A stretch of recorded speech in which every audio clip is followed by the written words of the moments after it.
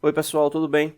Hoje a gente vai estar dando continuidade ao nosso vídeo da parte de fabricação mecânica, né? Hoje a gente vai estar falando especificamente sobre análise, né, referente a os ciclos, né, que são decorrentes aí ao processo de usinagem, né? Nesse caso aqui a gente vai estar falando sobre o processo de torneamento especificamente, mas enquanto o processo de usinagem, né, essa lógica operacional, ela é comum para todos os processos, né, que tem aí como base aí o princípio da usinagem, né?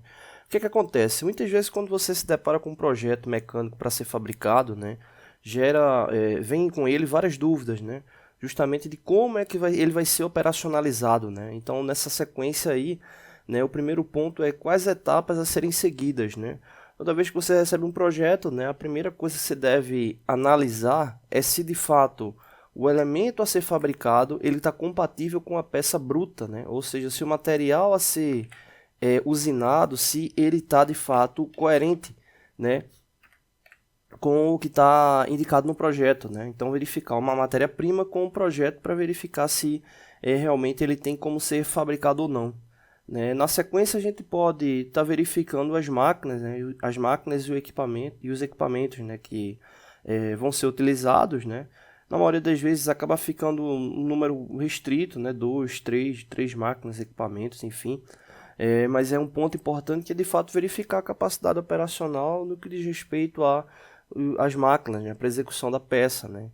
E aí entra na sequência, né, justamente relação de instrumentos e ferramentas, né, para verificar as ferramentas para a fabricação e consequentemente os instrumentos, né, para medir a peça e verificar se durante a fabricação se está atendendo os valores indicados, né, para justamente garantir o controle de qualidade dela, né? Só que, fora isso, existe um detalhe muito importante que é o planejamento de execução, né? Ou seja, como é que você vai executar cada detalhe ali, né? Então, esse planejamento de execução ele também é fundamental para o processo, né? E é justamente nesse planejamento de execução que entram alguns detalhes, algumas características aí importantes, né? A primeira, né, no exemplo, nesse caso para o torneamento, a gente vai se deparar justamente com os movimentos efetivos de corte, né? O que são os movimentos efetivos de corte? Os movimentos efetivos de corte é justamente todo o movimento que a ferramenta vai percorrer na peça, né, a fim de conformar, né, dar o seu perfil final àquela respectiva peça, né? Esses movimentos eles normalmente se dividem, né, em duas etapas, né? Essas etapas elas levam em consideração justamente desbaste e acabamento, né? Então você tem o desbaste e acabamento, né, como sendo aí os grandes elementos aí para dividir, né, esse ciclo de usinagem, né? O desbaste, entenda-se que é justamente toda a retirada de material, né, visando aproximar, né, a medida final do elemento, né? Ou seja, você vai ter volume, vai ter retirada com volume, mas não vai se preocupar com o acabamento da peça, porque a medida final da peça ela ainda não chegou, né? E o acabamento é justamente a conformação final da peça, atendendo os requisitos, né, dimensional, rugosidade, né? E aí de fato chegando realmente ao perfil final da peça. E justamente com essa relação de desbaste e acabamento, né, a gente tem aí a análise, né, desses movimentos efetivos de corte, né, os movimentos efetivos de corte para desbaste e os movimentos efetivos de corte para acabamento. Então todo o percurso realizado por uma ferramenta em contato com a peça, né, você vai ter lá um respectivo movimento efetivo de corte. E por que essa preocupação com o movimento efetivo de corte? O movimento efetivo de corte ele vai ser o elemento que vai determinar o tempo de execução da peça, né? Esse movimento entenda-se que vão ter outros elementos ali que vão estar junto com ele, como avanço e RPM, né? Mas cada movimento de corte ele vai representar uma etapa, né, daquele processo de execução, né? Então cada movimento é necessário para que venha dar a conformação final da peça, né? Então é importante entender o porquê que aquele movimento ele está sendo executado, qual o tempo de duração daquele movimento, né? Qual o aspecto de rugosidade que aquele movimento vai nos dar ali enquanto operação, né? Para calcular o movimento efetivo de corte, né, você pode estar levando em consideração justamente o seguinte, né? O AP da ferramenta que representa a profundidade máxima, né, indicado pelo fabricante, né, e fazer a relação do AP com o sobremetal, né? Ou seja, o sobremetal é justamente o material que está aí excedente na peça. né? Então, exemplo, vamos supor que o AP da peça seja, ou o AP da ferramenta seja de 2 milímetros, né? E o sobremetal, né?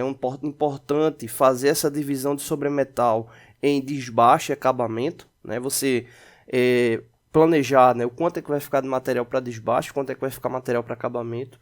Normalmente, para acabamento, se deixa 1 ou 2 cortes, né? Ou seja, 1 ou 2 movimentos efetivos, né? Já que você já aproximou o material, né? O grande vilão acaba realmente sendo desbaste, que é quando você tem mais material para tirar. Então, supondo que aí seja referente ao desbaste, e você tenha, vamos colocar aí 8 milímetros para desbaste, e que você tenha uma ferramenta com uma P igual a 2,5 milímetros. Né? O que é que significa? Você tem 8 milímetros para tirar da peça, mas você só pode tirar no máximo 2,5 por movimento efetivo de corte. Né? Ou seja, a altura desse movimento da ferramenta na peça, ele é no máximo de 2,5 milímetros, porque é o indicado pelo fabricante. Né? Então, nesse caso, o que a gente faz? A gente pega 8 milímetros de sobremetal e divide por 2,5. Né? Nesse caso, fazendo essa divisão, a gente vai encontrar 3,2. Né? 3,2 representa o quê? O número de movimentos efetivos de corte. Só que não existe movimento efetivo de corte casa decimal. É sempre inteiro. Um movimento, 2, 3, 4 e assim sucessivamente. Então, 3,2 movimentos não existe. A gente tem que arredondar para mais. Então, nesse caso aí, a gente terá 4 movimentos efetivos de corte. Vou colocar aqui EFC, efetivos de corte. Né? Aí a pergunta é, tá, ok, vou ter 4 movimentos efetivos de corte, mas de quantos milímetros? Aí, nesse caso aí, para saber a quantidade de quanto é que vai ser retirado, né? É só pegar o sobremetal e dividir pela quantidade de movimentos, ou seja, 8 dividido por 4. 8 dividido por 4 vai dar 2. Então, você vai ter 4 movimentos efetivos de corte, cada um retirando 2 milímetros de material da peça. Né? Consequentemente, 4 vezes 2 vai dar 8, que é a quantidade de material a ser retirado no desbaste, tá bom? Não deixe de se inscrever no canal. Toda semana tem vídeos novos e a gente vai dar continuidade aí a essa análise de processo de usinagem, tá bom? Oi pessoal, tudo bem? Hoje a gente vai estar dando continuidade, né, nossos vídeos ligados aí à parte de planejamento, né, de execução de usinagem. Né? No último vídeo a gente falou um pouco sobre movimentos efetivos de corte e aí a gente vai estar falando hoje sobre outra característica, né, o qual os movimentos efetivos de corte vão dar aí base aí para o planejamento de execução. Né? E no caso é justamente sobre o tempo da usinagem. Né? O tempo da usinagem que ele toma como base 2 parâmetros importantes, que é o avanço, né, e a RPM, né, a rotação que o equipamento vai estar utilizando. Nesse caso aqui referente ao torneamento, vamos supor que a gente tem um movimento efetivo de corte, né, com base aí no comprimento total da peça, no movimento de desbaste, você tenha calculado a RPM chegou aí a colocar aí as 600 RPM, né? 600 RPM. Então, o que acontece? Com base nesse comprimento, vamos supor que esse comprimento aí, no caso já tem o comprimento aí indicado, né, referente à peça, né, 73 milímetros, e que você tenha, né, selecionado um avanço de 0,15 milímetros por volta, né, 0,15 milímetros por volta. O que é que significa? Vamos analisar aqui os parâmetros. Rotação da ferramenta, está aqui indicado. Você tem o comprimento total que o movimento efetivo ele vai realizar. E você tem aqui o avanço por volta. Esse avanço por volta ele significa o seguinte: toda vez que o equipamento ele der um giro, né, a placa aí der um giro, a ferramenta ela vai avançar 0,15 milímetros. Ou seja, se ela der 100 giros, vai ser 100 vezes 0,15. Se ela der 1000 giros, 1000 vezes 0,15. Nesse caso, ela está dando 600 giros por minuto. Então, eu tenho como fazer essa relação física dentro de um minuto, né? E utilizar uma regra de 3 para poder saber o tempo dessa execução. Né? Então, nesse caso aí, é só pegar 600 milímetros ou 600 RPM e multiplicar por 0,15 milímetro por volta. Né? Nesse caso aí, eu vou ter especificamente o quanto tempo, né, qual percurso, qual comprimento que essa ferramenta desloca aí em 1 minuto.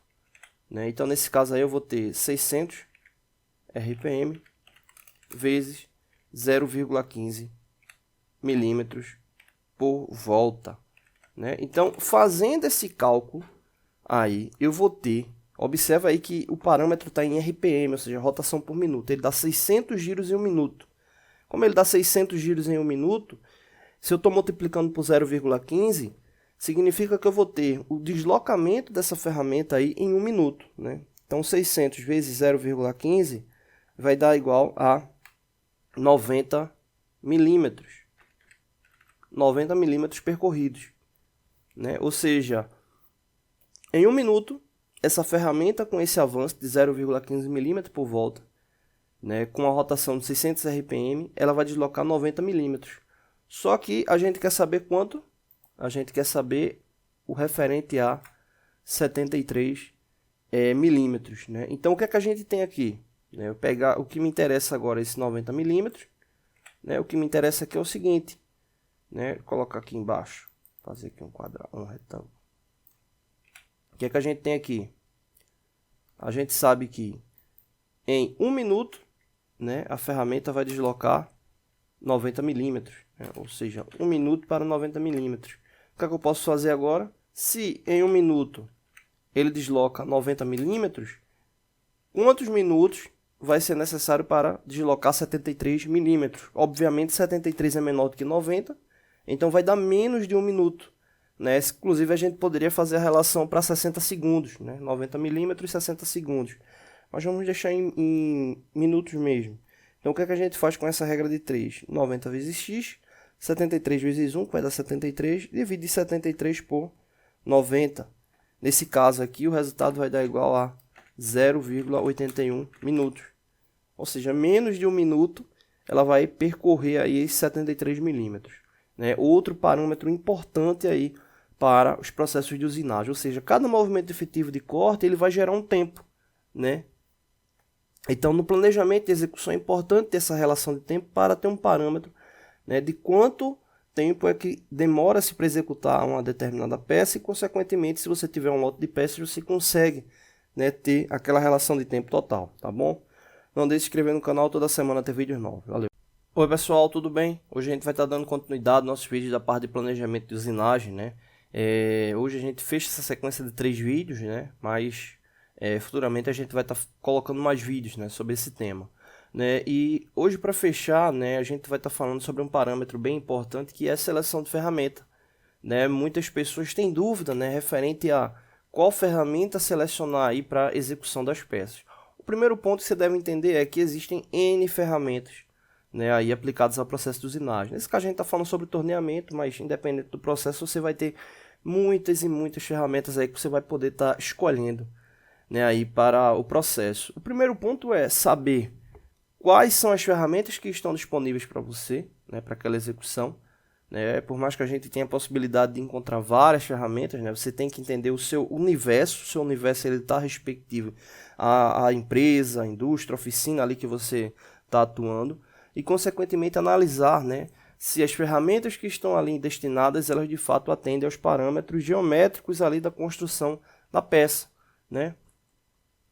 Então, exemplo, ferramentas para desbaste, né, vão ser aplicadas tanto para faceamento como usinagem longitudinal, ferramentas para acabamento, ferramentas para canal, ferramentas para ângulo e assim sucessivamente. Eu preciso analisar se a geometria daquela ferramenta ela atende ou não as características, né, do processo ali de usinagem, né? Exemplo, essa ferramenta aqui de canal, né, vamos utilizar ela aqui.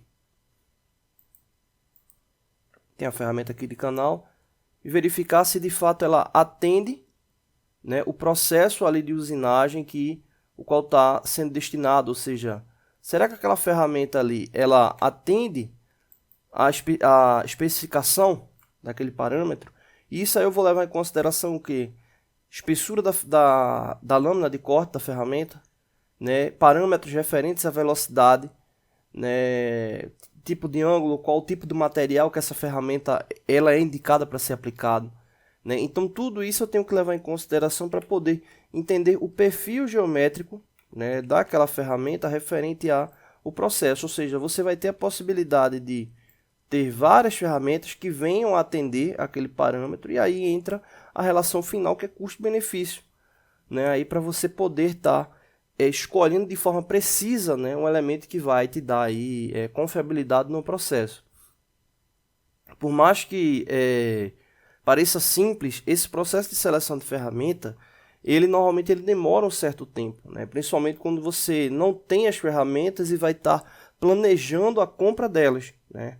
Então é sempre importante analisar as características, né, indicadas ali pelo fabricante para poder ter base, né, e justamente comparar a relação com outras ferramentas, né? A gente sabe que existem vários fabricantes de ferramenta, né, e aí é importante analisar as características, né, de resistência referente a avanço, RPM ali indicado para a ferramenta, facilidade de compra de inserto, né, enfim, todos esses parâmetros para que você tenha de fato ali uma escolha assertiva no processo, né. Também às vezes acontece, né, de você depois essa ferramenta aqui é a melhor, mas não vou ter um suporte, né, rápido ali se eu ver ter algum problema naquela ferramenta. É uma característica também que você pode estar levando em consideração aí para escolha, tá bom?